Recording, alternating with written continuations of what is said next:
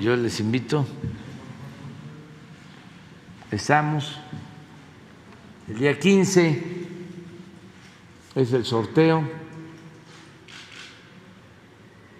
son 240 millones en efectivo, pero además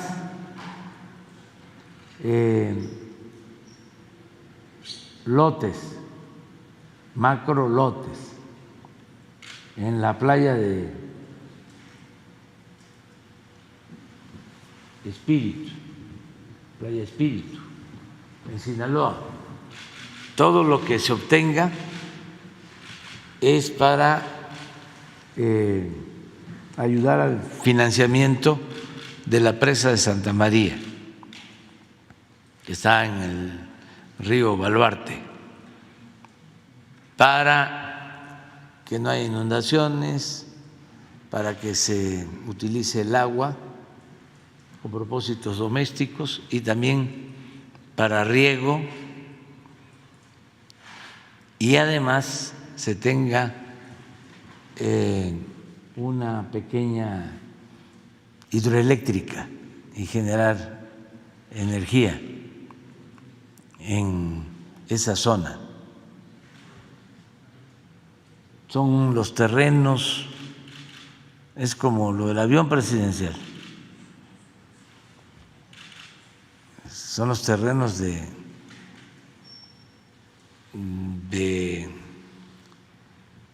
la compra que hicieron en el gobierno de Calderón al rancho del finado Toledo Corro. Como la presa Santa María en Sinaloa.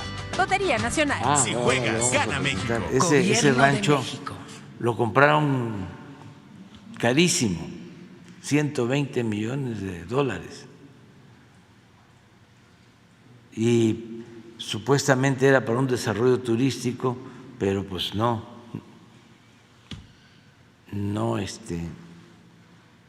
les interesó a los promotores turísticos y no se puede vender porque además después de que lo compraron invirtieron en obras de infraestructura y en el último avalúo ya el terreno cuesta 200 millones de dólares. Es como lo que fue el FOBAPROA, que primero era una cantidad, ¿no?, la defraudada por los bancos o de las empresas, y empezó a crecer esa cantidad hasta que se volvió una deuda impagable. Pues esto también, entonces queremos ya no tener que seguir pagando mantenimiento, sino que el dinero que se obtenga sirva para financiar la presa, que es una obra pública. Entonces, invito a todos a que ayuden, son 500 pesos y es una obra de beneficio para la gente de Sinaloa y para el país, y es en apoyo a todos, porque que no nos siga costando, que no sigamos gastando dinero improductivo del presupuesto público. ¿Tienen un video? A ver. En Lotería Nacional sabemos que a los mexicanos nos gusta ayudar. Compra tu cachito y participa en el gran sorteo especial este 15 de septiembre. 240 millones de pesos en premios en efectivo. Y la oportunidad de ganarte uno de los 8 macrolotes en Playa Espíritu, Sinaloa. Con la compra de tus cachitos del gran sorteo especial, aportas para la construcción de obras con beneficio social como la presa Santa María en Sinaloa. Lotería Nacional. Si juegas, gana México. Ahí está. Y además, invitar, porque ya viene el Día del Grito, el 15, invitar a todos a la plaza. Vamos a celebrar nuestra independencia el día 15 en la noche. Van a estar con nosotros, van a participar, van a dar un concierto los Tigres del Norte, desde antes del grito y después del grito, como 3 horas y media de concierto. Y va a ser una noche muy importante, porque además no habíamos podido hacerlo por la pandemia. Han sido gritos virtuales, solo a través de los medios, pero ahora va a llegar la gente al Zócalo y hay que llegar temprano para tener lugar, y es para toda la familia, están invitados todos, con cuidado, con paraguas, sombrilla, impermeable, también a los adultos mayores, toda la familia, todos los que puedan. Es nuestra fiesta. Vamos a hacer valer de nuevo nuestros principios soberanos, nuestra independencia, que es un orgullo, ser mexicanos y ser independientes. Vamos a la segunda fila. Nada más los que no han preguntado, ¿no? En una semana. Segunda fila.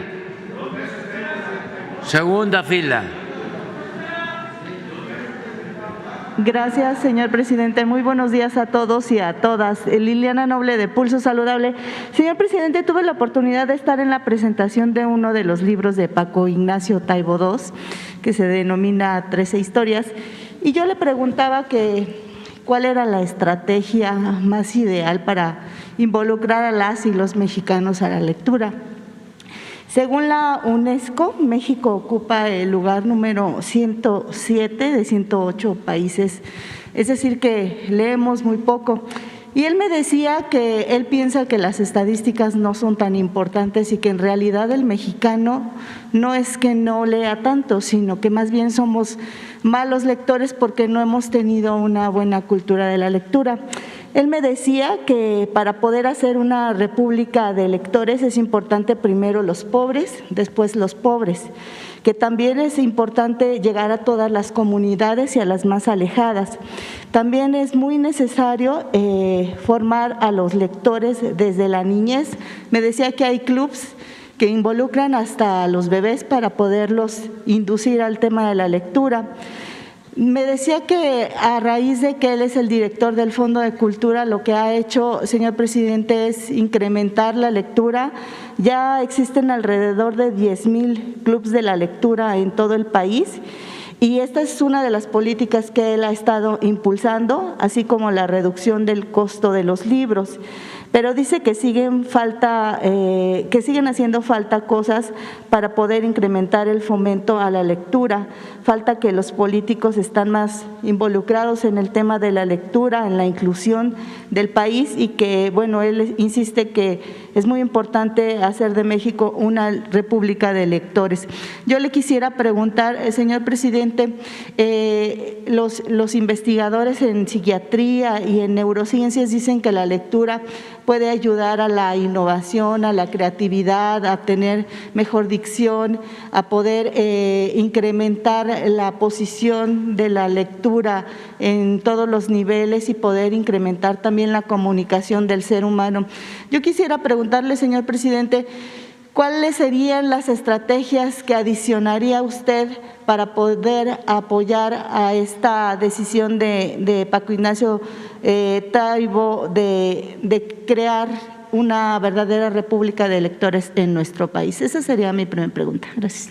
Bueno, hay que seguir acercando los libros como se está haciendo a la gente, libros a precios accesibles, como lo hace el Fondo de Cultura Económica, que está editando muchísimos libros de 10, de 15 pesos, Sí. Masivos. Lo mismo se hizo el año pasado con una colección de 20 libros básicos con motivo de la conmemoración de los 200 años de independencia de nuestro país. Fueron como 1 millón de libros que se distribuyeron en el país. Siguen funcionando los clubs de lectura. Hay un programa que es muy importante, que se llama Fandango de la lectura. Ahí participa mi esposa Beatriz, es su contribución, y otros escritores van a los estados y leen, ¿no? Y se promueve mucho la lectura. Hay que seguir, no es fácil, porque se tiene que enfrentar pues a los medios electrónicos y también a una especie de moda de no querer complicarnos mucho la vida, de verlo todo por encima. Es como el informarnos a la TikTok. O sea, yo soy un anti-TikTok, no es que esté en contra de esa manera de informar, pero yo no hablo de corrido, o sea, yo hablo despacio y a mí me gusta siempre contextualizar, pero lo que tiene más éxito, ¿sí?, es lo que tarda 1 segundo. Pues sí, es importante. Se decía antes de que bueno y breve, doblemente bueno, pero en 1 segundo no se puede. Entonces, hay que enfrentar eso. Y el libro requiere tiempo, pero también tiene cosas insustituibles. Se disfruta un libro, se aprende muchísimo, porque no solo es lo que contiene el libro, sino lo que provoca para imaginar cosas. La política, por ejemplo, no podría ejercerse bien sin la literatura.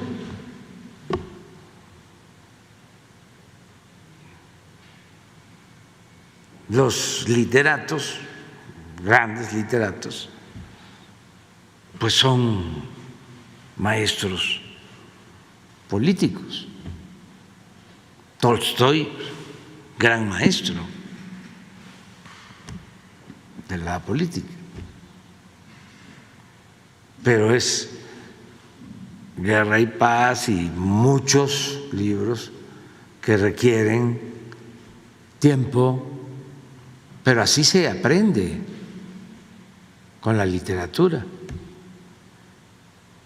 Y poner los libros pues al alcance de todos.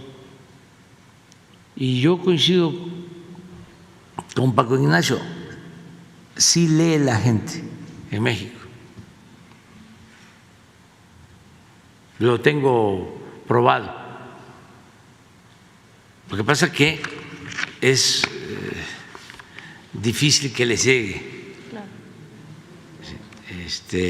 un libro, que tengan un periódico, una revista, pero lo que les llega lo leen y ahí lo guardan, ahí lo tienen. Nosotros nos ayudó mucho en el trabajo de concientización el periódico Regeneración. Bueno, ese es un ejemplo. ¿Cuál fue el mejor instrumento que utilizaron los magonistas para hacer conciencia y formar toda una escuela de cuadros en el país, que fueron los que llevaron a cabo el trabajo para impulsar la revolución? Fue Regeneración. Había Regeneración en la huelga de Cananea, llegaba antes de la huelga, llegaba el periódico y los cuadros, porque trabajaron mucho en eso. En Río Blanco, lo mismo, la prensa, para informarle a los trabajadores, para informarle al pueblo, y claro que se leía. El ejemplo también muy excepcional es el del periódico que sostuvo a Porfirio Díaz, El Imparcial. Imagínense, habían 15 millones de habitantes en nuestro país y ese periódico llegó a publicar tirajes hasta de 120, 140,000 ejemplares diarios. ¿Qué periódico hoy tiene un tiraje de 120,000 ejemplares? Ninguno. Un fenómeno. Entonces sí, el pueblo de México lee, pero hay que seguir acercando la información. Por eso la labor del Fondo Monetario, del Fondo de Cultura Económica es importantísimo. ¿Sí? Lo opuesto al Fondo Monetario Internacional. Gracias, señor presidente. En una segunda pregunta, el próximo sábado 10 de septiembre se conmemora el Día Mundial de la Lucha contra el Suicidio. México es uno de los países que desafortunadamente existe un gran número de personas que deciden tomar esta circunstancia para eliminar pues sus problemas.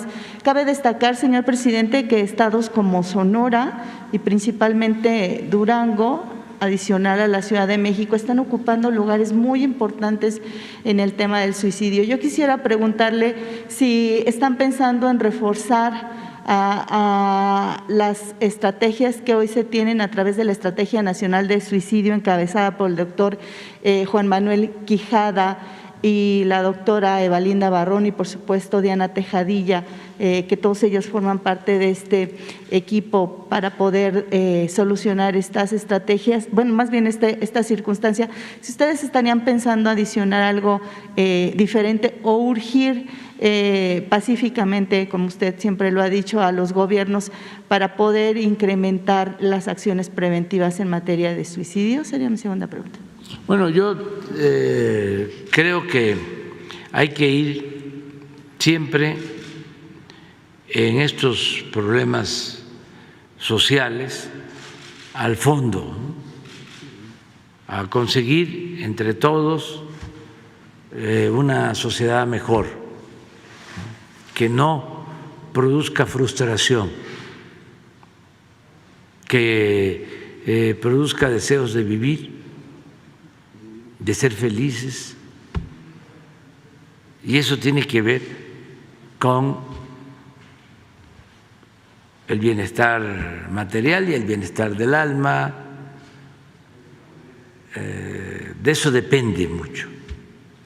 Siempre he pensado que el consumo de las drogas, ¿sí?, está vinculado pues a un vacío, ¿sí?, a un desinterés, a buscar una felicidad efímera que no se consigue con una manera de ser distinta, que podría lograrse si somos cada vez más solidarios, más humanos, si nos ajustamos a lo básico, si rechazamos el lujo barato, el aspiracionismo, el triunfar a toda costa, todo eso. Entonces, es la búsqueda de una sociedad mejor, ¿sí?, como base, como sustento, y pues también trabajos, ¿no?, que tienen que ver con la ciencia y con las especialidades. Por eso, si la Secretaría de Salud trabaja sobre este tema, sería importante preguntarles a los médicos los martes qué están haciendo, cuál es la estrategia y lo que tú estás ahora preguntando, si hace falta, ¿sí?, hacer más cosas y cómo estamos en el concierto de las naciones en este lamentable asunto, cuáles son los datos más recientes que se tienen y tratar el tema. Si me lo permite, ojalá y pudieran venir el próximo martes para que nos platicaran, dado que el próximo sábado se conmemora un día más de la lucha contra el suicidio. Pues se lo pedimos. Gracias, señor presidente. Y finalmente, hoy se conmemoran 5 años de los sismos del 2017. El primero ocurrió en la noche en Juchitán. Y México, pues bueno, desafortunadamente es un país altamente sísmico. Los sismos del 85 y los del 2017 siempre nos hacen reflexionar. Yo, Liliana Noble, desde mi trinchera de la comunicación, pienso, si me permite esta reflexión, señor presidente, que a México todavía le falta muchísimo en materia de prevención y de conocimiento en el tema de los sismos. Yo quisiera saber si en el poco tiempo que le falta para concluir este gobierno, estarían pensando en realizar algún otro tipo de estrategias adicionadas a este macro simulacro que se hace año con año. Siento que la experiencia es limitada, solamente a un año estar conmemorando o recordando cuando todos los días, todo el tiempo, el territorio mexicano está vulnerable a que ocurra un sismo. Hay algunos estudios de la Universidad Nacional Autónoma de México que dicen que no necesariamente los sismos ocurren con mayor cantidad en septiembre como se pudiera creer, que son a veces los de mayor magnitud, pero sí en diciembre, por ejemplo. Y hay otros estudios que dicen que son en agosto, estudios internacionales. Entonces yo quisiera saber si estarían pensando en instituir algún tipo de propaganda o de campaña constante para que conozcamos el ABCD más allá de evacuar un edificio. Hoy la construcción se eleva al nivel número 10 cuando en los organismos internacionales piden a veces hasta el 8, hasta el 9 y en México se ha decidido construir a nivel de seguridad del 10 para que estas grandes estructuras no colapsen. Pero también sabemos que después del piso 4 la gente no puede bajar. Entonces, que tengamos esta cultura de saber qué hacer si nos encontramos en estas zonas altas y no solamente en estos lugares o cuando nos encontramos a nivel de piso, exactamente qué hacer para que no seamos presas del pánico, que es entendible, está bien sentir miedo, pero que ese miedo nos ayude a reflexionar ya con una estrategia creada por ustedes. Gracias. Sí, se está trabajando constantemente, hay un plan que tiene que ver con lo preventivo y con toda la información que se requiere. Se mantienen los equipos de alarma. Esto podría informarlo la directora de Protección Civil para que se sepa de todo lo que se está haciendo, porque sí se está trabajando en esta materia. Entonces vamos a invitar un día a Laura que venga y que nos diga qué se está haciendo en todo el país, cómo se trabaja de manera coordinada, qué medidas se toman, ¿sí? Antes, todo lo preventivo, toda la reglamentación en construcción, todo lo relacionado con los equipos para avisar a tiempo, el manejo de las alarmas, la actuación en los primeros momentos, los grupos que están integrados, cómo trabaja en coordinación el gobierno municipal, los gobiernos estatales, el gobierno federal. Ahora en el último sismo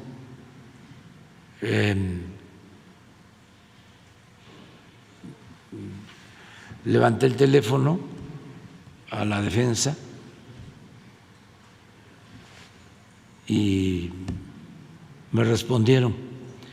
El teléfono rojo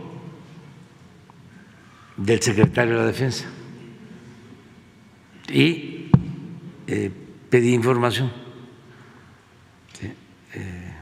urgente.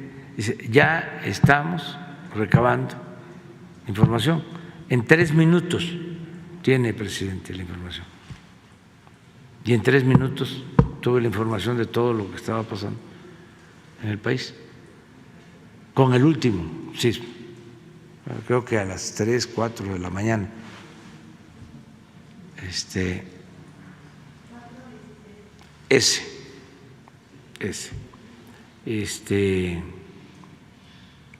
Entonces, sí, el Ejército, la Marina, todos están trabajando con ese propósito. O sea, a la hora que sea. Muy bien. Buenos días, Rocío Méndez, Noticias MBS. Presidente, 2 puntos. ¿Podría contarnos qué acuerdos alcanzaron usted y los líderes empresariales en su pasada reunión en Palacio Nacional? ¿Qué hay del paquete tercero de infraestructura? Y también si se planteó esta preocupación que anunció por otra parte Coparmex al respecto de que en algunos estados del país la violencia ya pondría en riesgo el abasto de medicamentos. Eso por un lado. Y segundo, presidente, ya tiene confirmados sus invitados al 16 de septiembre en esta ceremonia, ¿quiénes ya estarían participando? Y si pudiera comentarnos si acaso en su agenda de la próxima semana estaría incluida una reunión con Antony Blinken. Gracias, presidente. Bueno, la reunión fue muy buena con Antonio del Valle, con Francisco Cervantes, son dirigentes de los organismos empresariales y constantemente nos reunimos, se intercambian puntos de vista sobre inversión en México, sobre la situación económica, y lo cierto es que hay buena comunicación y en esta última plática se llegó a la conclusión de que vamos bien en materia económica. Y ahí vamos avanzando. Si acaso, y eso yo lo expresé, tenemos que aplicarnos más para enfrentar la inflación. Si me preguntan cuál es ahora mi preocupación principal, es el aumento en el precio de la tortilla. Ayer tuve una reunión para eso, vamos a reforzar el plan antiinflacionario, en eso andamos, ¿sí? Más que en otras cosas, porque eso afecta a la gente y es lo que más me preocupa y ocupa.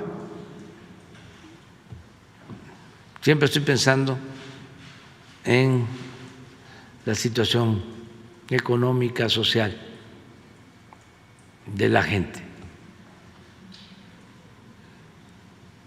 mucho más que otras cosas, desde luego muchísimo más que la politiquería, porque si no atendemos al pueblo, no cumplimos con nuestro deber. Entonces, sobre eso hablamos, la parte económica, la parte financiera, bien, en muy buenos términos. Lo otro de la Coparmex, pues es parte de los asuntos políticos, para no llamar politiquería, pero no es central eso. Eso también hay que ya empezar a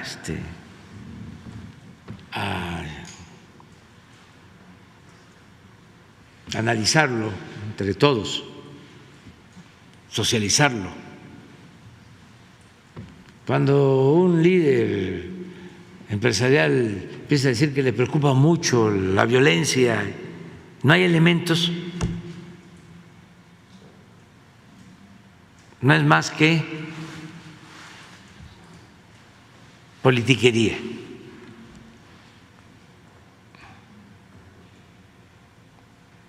Porque eso se asemeja mucho a la campaña de la oposición. Y la Coparmex era, no sé si sigue siendo, como un sector del PAN.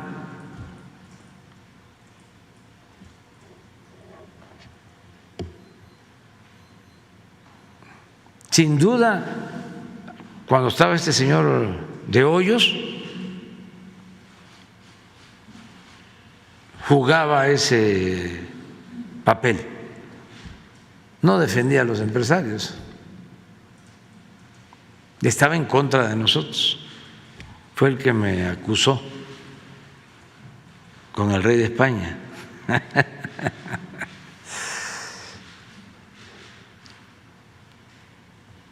Pero eso no se trató, no, eso no es un asunto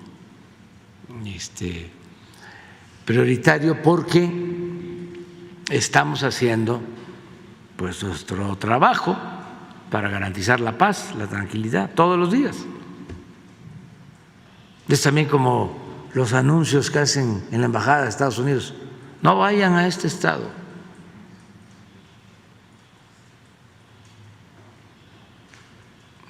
También con tintes políticos. Es como si yo digo: no vayan a Los Ángeles, no vayan a Nueva York. ¿Supieron lo que pasó en Nueva York? A ver, ¿por qué no buscas el video? Vamos a verlo. Ni modo que voy a estar diciendo: oigan, no vayan a Nueva York. Uno va a ir a Nueva York, que es una ciudad bellísima, los que tienen posibilidad de hacerlo. Además, una ciudad cosmopolita,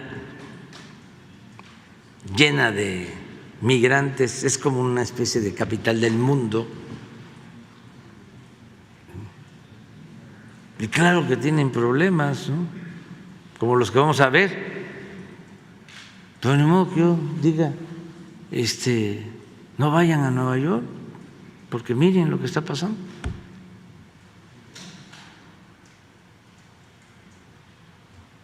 Además, es de mal gusto, es de metiches.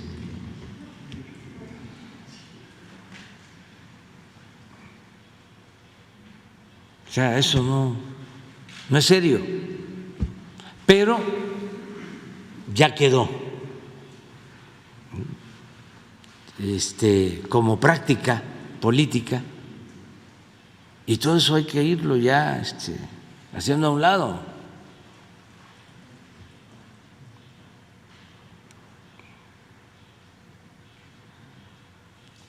Van a ver, porque parece que es una película. Esto es Nueva York.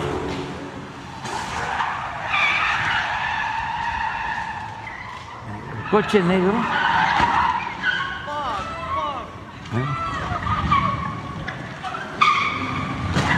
Se le cierra. Miren la forma de robar. Domina, se baja.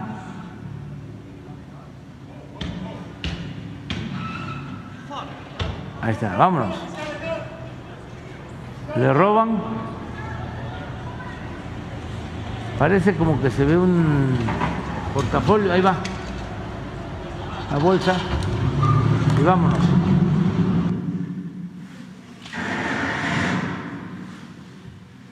Eso solo aquí en la mañanera lo puede uno ver, ¿no?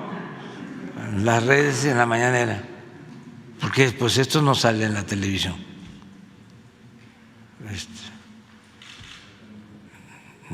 No aparece aquí. Pero es un poco eso, ¿no? O sea, ya hay que ver las cosas con más seriedad y hacer un esfuerzo todos por cambiar, ya dejar esas rémoras, ¿no?, de la vieja práctica política. Pero me preguntabas otra cosa. La ceremonia del 16 de septiembre. Sí. Si acaso habrá reunión entre usted y Anthony Blinken. Vamos a tener invitados. Ya invité. ¿No tienes la lista? Si me la pasas. Sí. Invité a Evo. Ya sí, confirmó. A Mújica también confirmó, aunque ya está grande, pero parece que sí viene.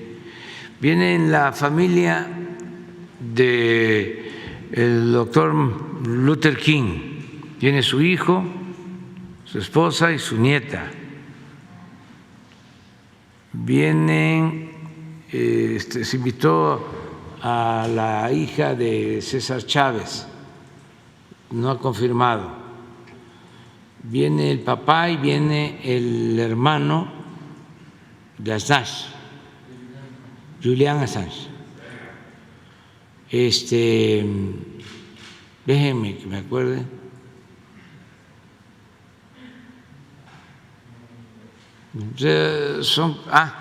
La hija de el Che Guevara. Sí. Sí. Sí. Sí. Ya confirmó. Son como 10 invitados los que me van a acompañar en el grito y van a estar también en el desfile. ¿Mande? ¿Quiénes no le han confirmado? No, todavía no sé. Mañana, si quieren, les informo.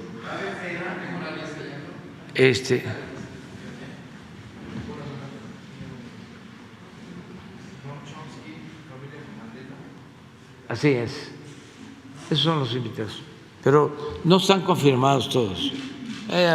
Chomsky ya está grande, pero a ver, pónganlo porque no les dio tiempo de.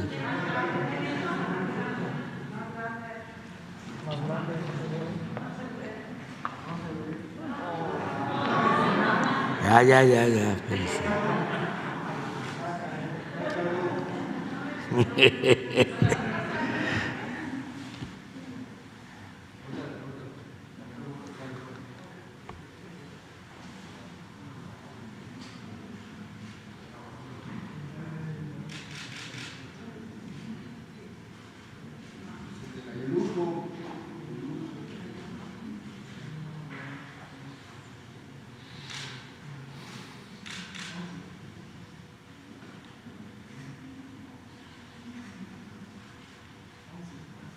Sí, pero todavía no sabemos. ¿Con quién el presidente se reúne la próxima semana? Viene a México a la cumbre.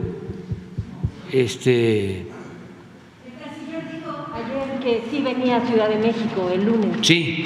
¿Se va a reunir con usted? No sabemos todavía. Si él así lo desea, yo lo expresé la vez pasada, con mucho gusto platicamos. Pero vienen a lo de la cumbre, van a trabajar en la Secretaría de Relaciones Exteriores. Básicamente es eso. Vámonos. Adelante. Buenos días, señor presidente. Buenos días, Elizabeth. Eduardo Esquivel Ancona, SDP Noticias. Quisiera preguntarle, señor presidente, hace 3 semanas el procurador del consumidor, Ricardo Sheffield, nos presentó una tabla donde venía por qué era el incremento de la tortilla. Y se vio en esa tabla que son 2 empresas que tienen el duopolio de la harina de maíz, que es esencial para hacer las tortillas, ¿no? Y entonces, estas empresas son, una es Maseca y la otra es Minsa, controlan el 90% de todo el mercado de la harina de maíz y son los culpables de esto. El procurador del consumidor dijo que dónde estaba la COFECE y pues porque estas empresas, Maseca nació en 1949 y se ha aprovechado de los precios de garantía del maíz cuando estaba la CONASUPO y le subsidiaban casi el maíz. Y Minsa nació, se recompró, era una paraestatal, tenía el gobierno de México, tenía una paraestatal que se llamaba Miconza, y tuvo a bien el presidente Carlos Salinas de Gortari en el 92 de privatizarla, y fue cuando nació Minsa. Se vendieron las 6 plantas que tenía, entonces se hizo un duopolio privado. Pero lo que yo le quisiera preguntar, que no es qué hace la COFESE, porque ya vimos que no hace nada. ¿Por qué no se aplica la ley, la Constitución? El artículo 28 es muy claro, habla que en México están prohibidos los monopolios y las prácticas monopólicas. Entonces, ¿por qué no se hace, en lugar de estar pagando un instituto autónomo que yo no veo que haga nada, ¿por qué no se aplica la Constitución? Porque parece letra muerta, porque no solo en la harina de maíz hay monopolio, hay en muchos, en el cemento, en el pollo, y esto, los monopolios siempre afectan a los consumidores y afectan el desarrollo económico de un país. Esa sería mi primera pregunta. Pues eso se trató ayer precisamente. Estuvimos viendo cómo logramos una disminución en los precios, sobre todo cuando no se justifica, cuando se piensa que se está abusando. Sobre eso tratamos en los básicos, y lo cierto es que son muy pocos los productores o los que distribuyen los alimentos básicos. No está muy diversificado. Entonces podemos hablar con ellos. En el caso del maíz, en efecto, son 2 los que tienen el 90% del mercado de la tortilla. De la harina de maíz, sí, pero de eso depende la tortilla. Entonces vamos a hablar con los 2 dueños para mostrarles el comportamiento de los precios. A ver si no te manda o si no se guardó la gráfica de lunes sobre los precios, sobre la tortilla. Esto. Préstame.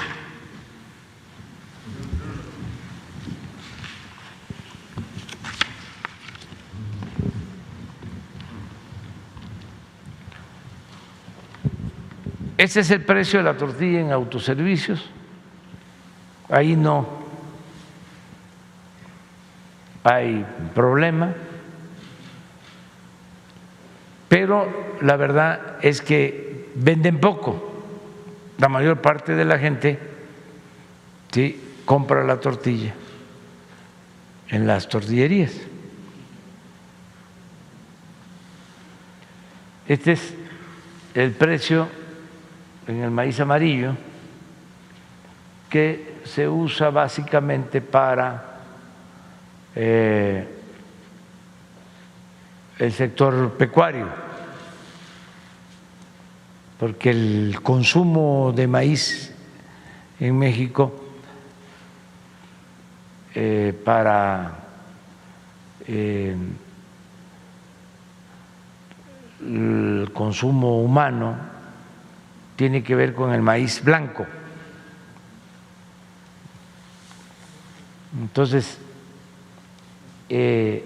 este es el precio en la tortillería, que va creciendo. Esto es lo que nos está preocupando. Pero va creciendo a la par de Maseca.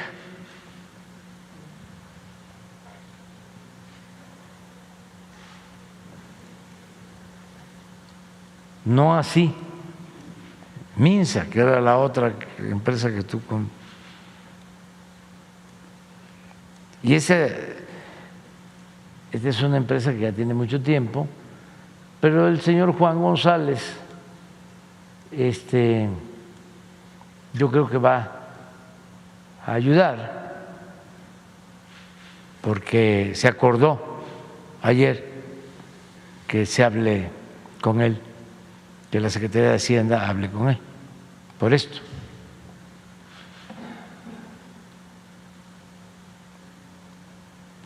Escuchar cuál es la justificación. O sea, lo que no se puede, que en una época de crisis, de inflación, de carestía, se obtengan ganancias extraordinarias. Por lo general, tiene que haber negocios con ganancias razonables. Todo el tiempo, porque hay inversión, hay riesgos y porque nosotros apoyamos una economía mixta, no es el estatismo, se requiere de la participación del sector privado, pero tiene que haber utilidades razonables, no abusar de ciertas circunstancias con ganancias excepcionales en épocas de crisis. Entonces vamos a hablar. Y lo que planteas de Minsa, pues es esto, pero Minsa tiene menos participación en el mercado. Solo tiene el 20%. Sí. Y el 70% lo tiene. Así es. Esta es la empresa, vamos a llamarle en los términos tecnocráticos de moda, para hablar físico, como se decía antes, es la empresa preponderante. Entonces, se va a hablar con los dos. De Minsa es, no sé si sigue siendo el mismo, pero era Gómez Flores, de Jalisco, que pues con los dos tenemos relaciones, y buenas relaciones, y queremos hablar con ellos para esto y otras medidas que vamos a tomar. Pero lo que queremos es, a ver, ayuden. Es lo mismo de las distribuidoras. 3 cadenas comerciales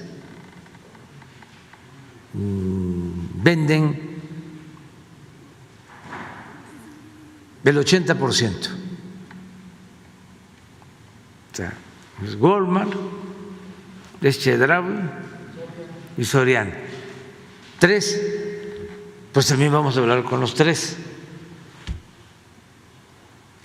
para los básicos. Y así en otros productos. El cemento. Sí, y pues todavía el cemento debe de tener como 5, 6, 8 empresas, pero aquí son 2. El atún, que a los 2 los conozco, los 2 atuneros, son 2 los principales, también entre los 2, pues también como el 80%. Y es un alimento relativamente barato y muy nutritivo. Es proteína barata. Y luego el pollo, el huevo. Choco. Un huevo 2.50, si se mantiene así, con 2 huevos son 5 pesos, es alimento. No queremos, ¿sí?, que se vaya a las nubes. Además, hay producción y también hablar con ellos porque no queremos abrir el mercado en el caso del pollo, la carne. Sí, la fiebre aftosa hay que cuidarla por lo de la carne de Argentina que se limita, pero también si a esas vamos, pues no se tiene mucho control de la frontera sur y entra mucho ganado de contrabando sin control sanitario de Guatemala, y habría que preguntarse qué es mejor, la sanidad animal en Guatemala que en Argentina o que en Honduras o en otros países. En fin, hay que ver todo esto. Ya estamos atendiendo este tema con el propósito de controlar la inflación, de que no se nos vaya más allá de lo normal, que es un fenómeno mundial, pero que nosotros hemos logrado controlar. Si no hubiésemos tomado la decisión de subsidiar la gasolina y el diésel, que eso solo nosotros, porque para un tecnócrata tomar una decisión de esas es un sacrilegio. Ellos tienen otras fórmulas, pero nosotros nos ha funcionado, porque sí es un subsidio que se paga, pero si no hubiésemos tomado esa decisión, tendríamos la inflación en 14% y le hubiese pegado muchísimo al ingreso popular, porque todos sabemos, o sea, no hace falta ser economista, que si sube el precio de la gasolina y del diésel, te va todo para arriba. Entonces, en la parte energética tenemos control. Donde necesitamos participar más es en lo relacionado con alimentos. Por eso, así como buscamos la autosuficiencia energética, necesitamos conseguir la autosuficiencia alimentaria y producir cada vez más básicos. En el caso del frijol tenemos ya resuelto lo del abasto, ya está controlado el precio porque Diconsa tiene frijol suficiente. Pero el caso del maíz es distinto. Tenemos autosuficiencia en maíz blanco, nos falta la autosuficiencia en maíz amarillo, y ahí tenemos que cuidar que no haya transgénicos y que no se use maíz amarillo para consumo humano. Eso lo tenemos que cuidar, porque sería muy fácil decir abrimos, ¿no?, y que entre maíz amarillo, pero no queremos transgénicos. Y transgénico y subsidiado en Estados Unidos, el maíz amarillo, la producción de maíz amarillo tiene infinidad de subsidios, ¿no?, a los productores. Sí, es su política de eso. Nada más como comentario, según esto, el maíz blanco no ha subido de precio casi. Lo que ha subido de precio y que impacta en las torres, y se está haciendo un gran esfuerzo para que no suban los energéticos, entonces no se vale que esté subiendo la tortilla por este duopolio, ¿no? Qué bien que se plantea esto así, con toda transparencia. Para eso son estas conferencias, son diálogos circulares y que pues todos estemos informados de lo que está sucediendo. Y lo que tú estás planteando, nada más es buscar cómo se resuelven las cosas. O sea, no solo es el planteamiento del problema, sino la solución. No problematizar nada más, sino es a ver qué hacemos y sin actuar o de manera autoritaria, sino hablar con productores, hablar con distribuidores. O sea, ayer mencionaba yo algo de cómo se ha optado por no aumentar los impuestos, porque además de que afecta a los consumidores, hay distribuidores que abusan, porque se aumenta el impuesto 10% y ellos aumentan sus productos 20, 30% y le echan la culpa al gobierno. Es que en la miscelánea fiscal, en la ley de ingreso, vino un aumento. Entonces, tenemos el compromiso de no aumentar los impuestos porque estamos haciendo un gobierno austero, sin corrupción, y que nos alcance el presupuesto para no aumentar los impuestos, para no aumentar el precio de las gasolinas, para no endeudar al país. Y vamos bien, pero sí tenemos que estar pendientes. En una segunda pregunta, señor presidente, ¿qué opinión le merece que varios en Twitter están diciendo que el salario mínimo del 2018, que solo alcanza con el salario mínimo actual para comprar la mitad de las cosas que se compraban con un salario mínimo en el 2018? Esto lo dice varios tuiteros como el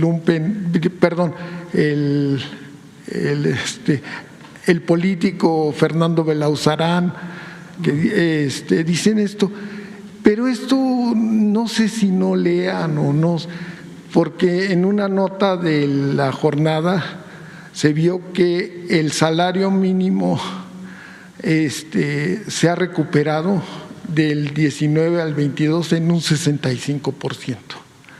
Y en la frontera, que es el doble, es en un 148%, se ha recuperado el salario mínimo. El Coneval dice que ha disminuido la pobreza laboral en 1.6% y los salarios promedio han subido un 4%. Entonces, yo no sé, aquí que está presente Elizabeth, si hay que ponerle más atención, porque estas noticias hay que estar promoviendo. Yo pienso que hay que estar promoviendo. Pues para eso es la conferencia, para estar informando. A ver, pon dos gráficas, una sobre el salario mínimo, vamos a repetirlas, y otra si tenemos lo de para cuánto alcanza el salario mínimo en maíz, en frijol,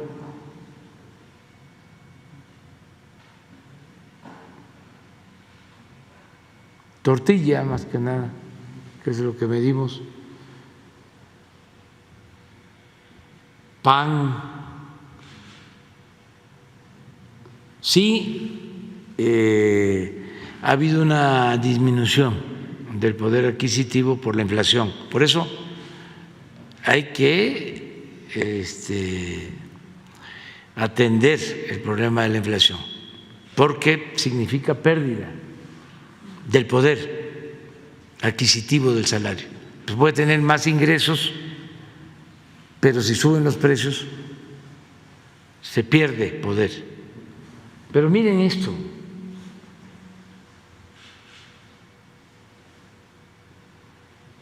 Esta es una denuncia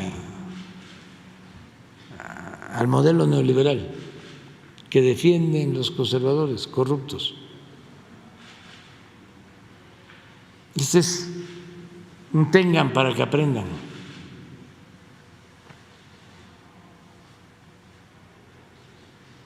Durante todo el periodo neoliberal hubo pérdida, al grado que aún cuando hemos incrementado 65% de aumento con respecto al 18%, el salario mínimo, aún todavía el salario mínimo de México es de los más bajos del mundo, porque estaba en el suelo por estos tecnócratas irresponsables. Siempre hemos hablado de las mentiras, ¿no?, que fueron creando, de que no aumentaban el salario porque se desataba la inflación. Que también se entienda, la inflación de ahora se precipitó por el error que cometieron de permitir la guerra en Ucrania.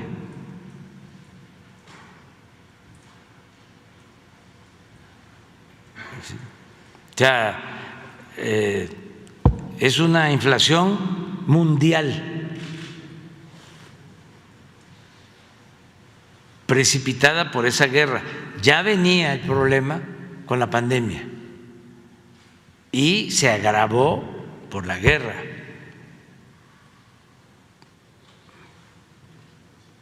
Ahora, pon inflación. Sí.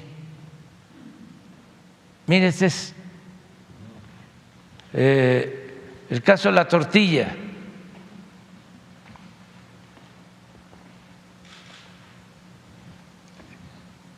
Este es el frijol, ¿no? Este es 18 de noviembre, cuando llegamos. El salario mínimo alcanzaba para 3 kilos, 100 gramos de frijol. Ahora alcanza para 4.5, a pesar de la inflación.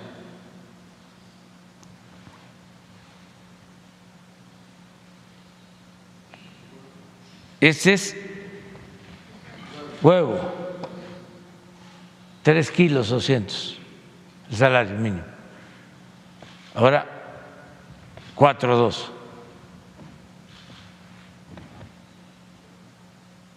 Y la tortilla alcanzaba para 6.5 kilos y ahora para 9. Pero aquí se nos ha caído en los últimos tiempos. El frijol no, tortilla y otros alimentos, pero no estamos iguales.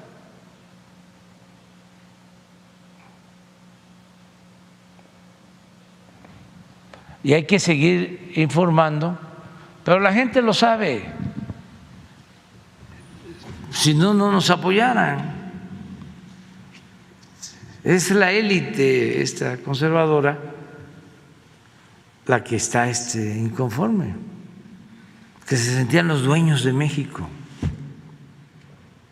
y están molestísimos, pero ya se les va a ir pasando. Muy bien, pero a ver, ¿no tienes inflación? La comparativa, esta es la inflación, también para que no se esté pensando que es México.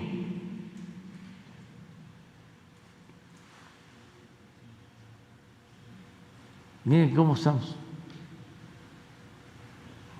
Es todo el mundo. Y ya estamos arriba, 8.2, y pasado mañana o mañana van a dar el resultado de la quincena y seguramente vamos a estar un poquito arriba, aunque ya el pronóstico es que va a empezar a bajar. Todos dicen eso, los expertos. Nosotros no nos vamos a confiar, porque esto sí daña mucho la economía popular. Bueno, adelante. Gracias, presidente. Buenos días, Esteban Durán, Vanguardia, Veracruz. Presidente, en este espacio, en estas conferencias matutinas, últimamente se ha dado hablar sobre las cirugías plásticas, las mal practicadas, y de las cuales se ha mencionado sin siquiera tener los suficientes datos para que sean completamente pues ciertas. En este sentido, también las figuras públicas del espectáculo igualmente pues, se han quejado de esta situación.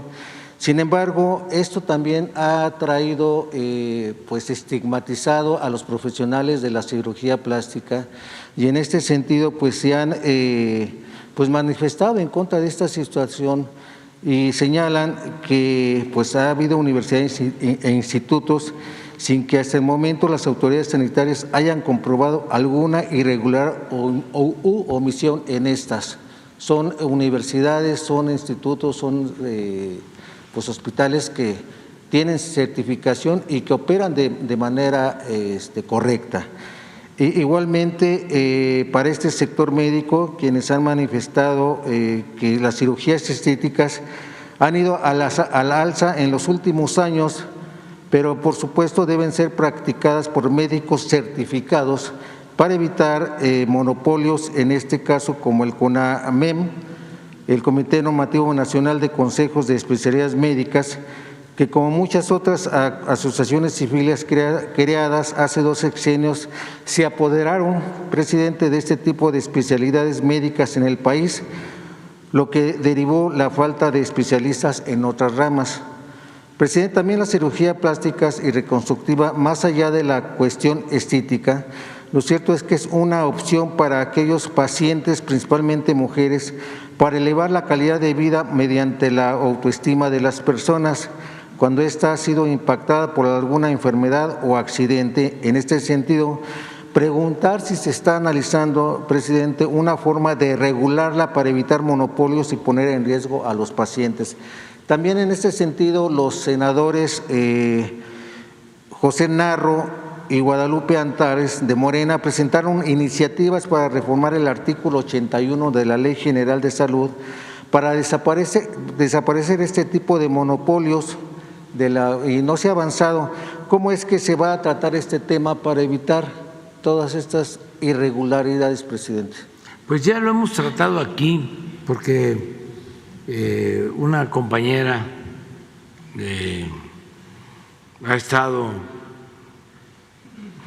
haciendo ese planteamiento sobre los abusos que se cometen y sí hay pruebas de que se daña a personas. También coincido que no hay que estigmatizar una práctica médica, más si es reconstructiva, y aunque no lo fuese, somos libres para decidir sobre nuestro cuerpo, sobre nuestro organismo. Nada más es cosa pues de verlo como un asunto de salud pública, cuidar a los pacientes, darles garantía de que se trata de médicos verdaderamente especialistas y que no haya monopolios, como en ningún caso, influyentismo, pero no se pueden evitar. Sin embargo, presidente, ha habido situaciones que afectan a profesionales. En ese sentido ha sido la Universidad Conde de Veracruz, donde… Sí, allá se está viendo porque aquí se comentó un martes de que se iba a llevar a cabo una revisión a partir de que hay denuncias y el supuesto de que se afecta a la gente porque no son profesionales los que hacen estos trabajos. Entonces, vamos el martes, que van a estar aquí los doctores, a pedirles que nos traten el asunto bien, si te parece. Claro, sí, presidente, gracias. En otro tema, presidente, también recientemente han crecido los señalamientos sobre el impago a acreedores por parte de Crédito Real, caso al que se le ha dado seguimiento a la Secretaría de Hacienda. También cabe destacar que Nafin es su principal acreedor y el impago viene de $119 millones. Esto sería un golpe pues muy duro para la banca de desarrollo. ¿Qué avances hay al respecto, presidente? Sobre todo porque hay versiones de que pagarán los créditos mediante la cesión de unos terrenos. ¿Tiene usted conocimiento de esto, presidente? Tengo conocimiento de que lo está viendo la Secretaría de Hacienda y en todos los casos ya no se practican rescates. No hay mecanismos como el FOAPROA, ya no,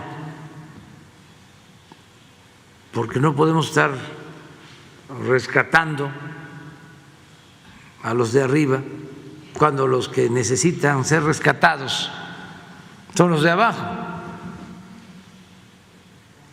Si una gran empresa, una financiera, fracasa, ¿por qué la va a rescatar el gobierno con presupuesto público, que es dinero del pueblo? Que eso fue lo que hicieron con el FOAPROA, convertir las deudas privadas en deuda pública. Un atraco y una gran injusticia. Si le va mal a un tendero, a un mecánico, a un productor porque llovió mucho y perdió su cosecha, o no llovió, ¿quién lo rescata?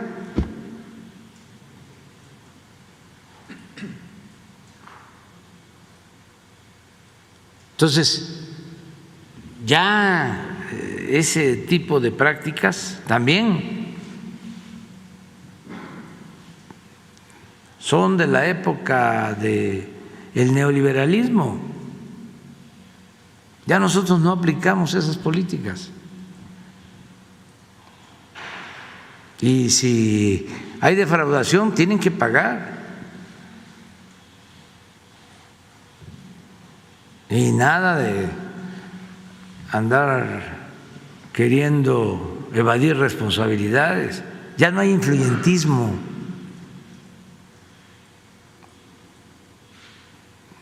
Ya se acabó la corrupción.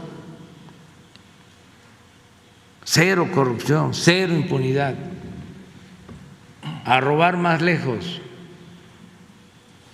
Bien, presidente, gracias. Y ya por último, presidente, en un tema de la UIF, el ex senador Roberto Gil Suar, del PAN, informó que la Secretaría de la Función Pública detectó un presunto enriquecimiento ilícito del ex titular de la Unidad de Santiago de Inteligencia Financiera, Santiago Nieto, por 21 millones de pesos.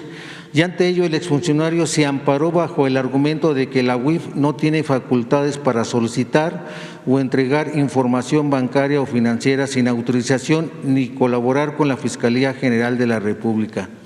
Todo lo contrario a lo que hizo como titular de la UIF. Gil Suar ve una contradicción de Santiago Nieto, pero no tiene lógica esto. ¿Usted cree que la UIF podría investigar esta situación? ¿Tiene alguna opinión al respecto, presidente? Pues y con el mismo cualquier denuncia, tanto la función pública como la fiscalía, pero son asuntos que corresponden a estas instancias analizarlos. Sí, presidente, en este mismo tema. Y atenderlos. Sí, igualmente yéndonos con la UIF, presidente, en el Estado de México parece ser que no va a haber terreno parejo para la futura candidata de Morena al Estado de México, Delfina Gómez, porque Alejandra Moral, quien es secretaria de Desarrollo en funciones, pues ha estado gastando 50 millones de pesos en 300 espectaculares con su nombre y su rostro, esto a lo largo de todo territorio mexiquense, y pues obviamente está utilizando los recursos del Estado apoyados por el gobernador mexiquense. ¿Puede la unidad de inteligencia financiera investigar grave violación pues a la pobreza franciscana que usted sí, ha estado pregonando, presidente? En todos los casos, la recomendación es que no intervengan los gobiernos, ni el gobierno federal ni los gobiernos estatales, en todo lo que tiene que ver con procesos electorales. Y existe la Procuraduría o la Fiscalía de Delitos Electorales. Existe.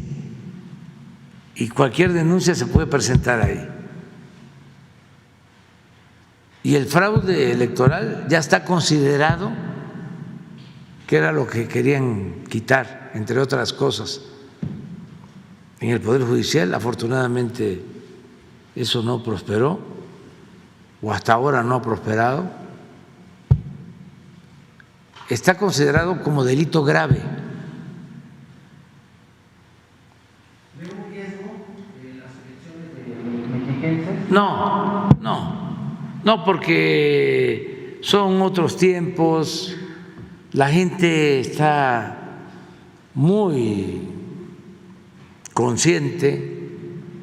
Lo dije ayer, lo he estado repitiendo, México es de los países con menos analfabetismo político. Ya no se le engaña a la gente. Es una ciudadanía muy consciente, muy informada, aún con todos los mecanismos de manipulación que existen. La verdad se abre paso y llega hasta el pueblo más apartado, donde quiera que va uno. La gente está muy informada pero mucho más que los que supuestamente están muy informados. La gente está muy consciente, muy despierta. La ignorancia, que ya no es mucha, todos los pueblos del mundo tienen una franja de su sociedad susceptible de manipulación, despolitizados, con ignorancia en muchas cosas. Todos. La franja en México, sí, se ha reducido. Se ha reducido. Eso es lo que tiene también desconcertado a muchos. Que como si lo que decía Catón, pues que él es un periodista, pues que tiene mi respeto, sobre todo porque es una gente mayor, pero muy conservador. Para Catón y para los viejos fifís o neofifís conservadores, no existe el pueblo.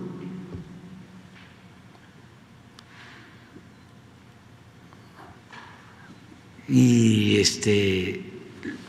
los que deciden son los de arriba, la llamada sociedad política, ¿no?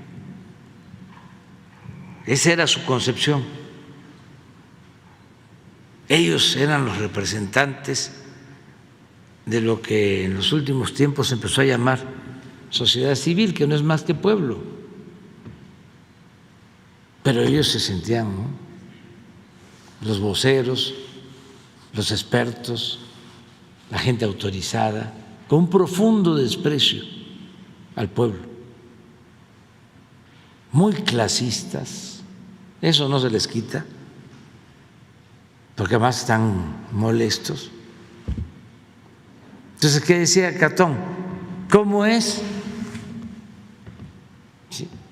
de que con todos los errores que comete el gobierno siguen teniendo apoyo?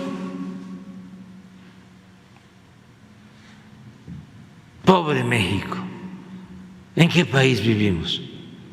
No, es al revés. Siempre hemos vivido en un país extraordinario. Como México no hay dos. Pero ahora es un momento estelar, porque hay muchísimo más conciencia, más politización. Imagínense llevar a cabo una transformación de manera pacífica con el apoyo de millones de mexicanos. Yo no les quiero hacer las cuentas porque tampoco sería serio, pero ¿cuántos votaron por mí? Creo que 31 millones, ¿no? 31 millones. 31 millones. ¿Cuántos son los ciudadanos? Como 85 millones. Sí, los que tienen posibilidad de votar. ¿Sí? Y yo obtuve 31 millones. Bueno, si en encuesta de consulta, amor, me dan 70% de 80 millones, 85. ¿Cuánto es? Son como 50 millones. 56. Y saqué 31.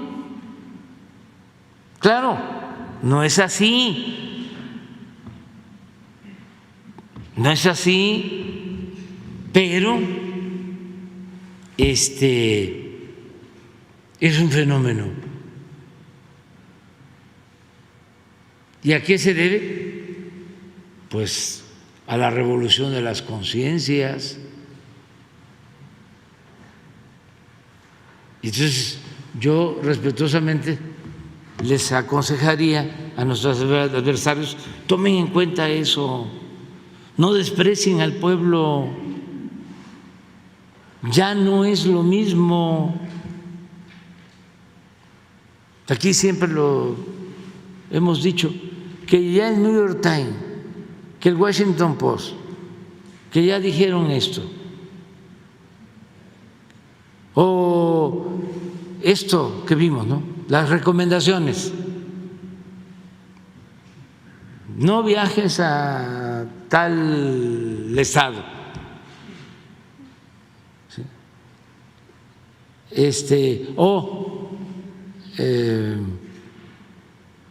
No militarices una organización internacional. Está bien, pero esto ya cambió. Si estuviésemos militarizando, pues tendrían razón.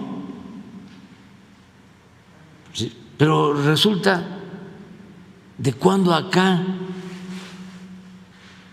estos conservadores rancios les preocupan los derechos humanos, la militarización. Si hay algo que los distingue, los caracteriza, es su autoritarismo. Son capaces de cometer barbaridad y media.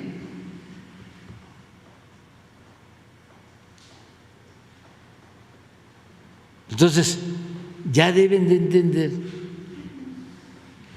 que las cosas son distintas y que vale lo mismo un voto, una opinión de un ciudadano de Tapachula que un ciudadano de Santa Fe o de Las Lomas o de Polanco. Somos iguales, somos iguales.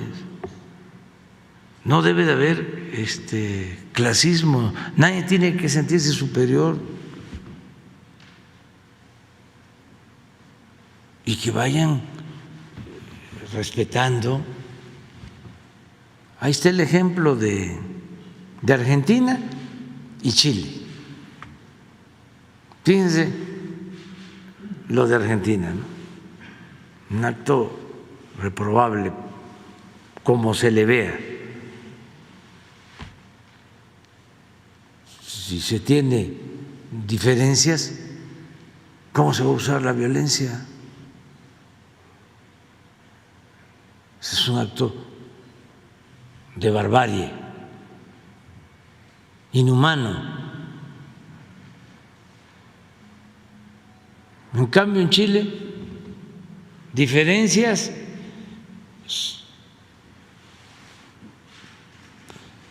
con la Constitución o el proyecto de Constitución se somete a votación. Son los votos.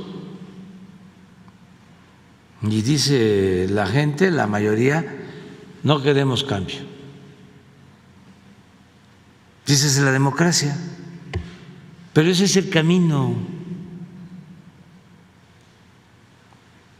Y lo mismo, no insultar, no caer en lo vulgar, que eso afecta mucho, afecta a la persona, no solo al que va dirigido el insulto, sino el que insulta, pierde autoridad. Y claro que hay que debatir y hay que argumentar y no estar de acuerdo en lo que uno considera injusto y hacer valer el derecho a disentir y la pluralidad. Eso es la democracia, no es pensamiento único y tiene que haber oposición, pero vamos al debate, a razonar, a argumentar. Lo otro que también es muy común, empiezan a debatir en los medios, en las redes, y empiezan los insultos. Pues no, que haya respeto, aunque no estemos de acuerdo. Y hay forma de expresarlo cuando uno no está de acuerdo. Y no enojarse. Y hay que decir gracias a la vida, gracias a la vida. Y hay que desayunar porque también, si no, se traspasa uno. No hay que traspasarnos. Y nos regañan porque nos pasamos. Bueno, vámonos a desayunar. Y mañana la primera fila, ¿cómo está?